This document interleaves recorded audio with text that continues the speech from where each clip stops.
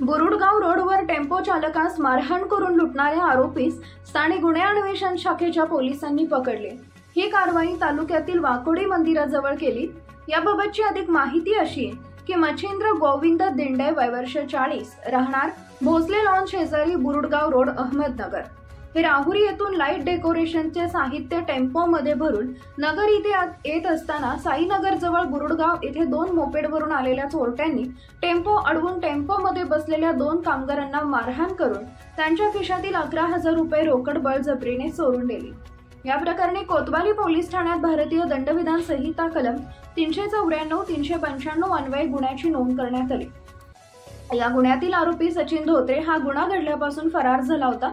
आगामी लोकसभा निवडणुकीच्या अनुषंगाने पोलीस अधीक्षक राकेश ओला यांनी दिलेल्या आदेशान्वये स्थानिक गुन्हे अन्वेषण शाखेचे पोलीस वॉन्टेड व फरार असलेल्या आरोपींची माहिती काढून कारवाई करत असताना त्यांना माहिती मिळाली की कोतवाली पोलीस ठाण्यात दाखल असलेल्या दरोड्यातील फरार आरोपी सचिन धोत्रे हा वाकडे गावातील मारुती मंदिरासमोर बसलेला आहे।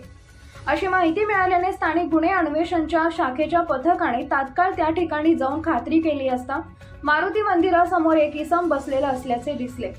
पथकाने त्या इसमास ताब्यात घेऊन त्याचे नाव व पत्ता विचारला असता त्याने त्याचे नाव सचिन गुलाब धोत्रे वय वर्ष 24 राहणार मारुती मंदिराजवळ वाकोडी अहमदनगर असे सांगितले। त्यास ताब्यात घेऊन त्याचा गुन्हे अभिलेख तपासला असता त्याच्यावर कोतवाली पोलीस ठाण्यात गुन्हा दाखल असून तो फरार असल्याची माहिती मिळाली। त्यास ताब्यात घेऊन कोतवाली पोलीस अधीक्षक राकेश ओला, अपर पोलीस अधीक्षक प्रशांत खैरे, उपविभागीय पोलीस अधिकारी नगर ग्रामीण विभाग संपत भोसले यांच्या सूचना व मार्गदर्शनाखाली स्थानिक गुन्हे अन्वेषणच्या पोलिसांनी कारवाई केली आहे। अहमदनगर जिल्हा प्रतिनिधी अक्षय शेखर व राजेंद्र शिंदे, क्राईम मुक्त महाराष्ट्र।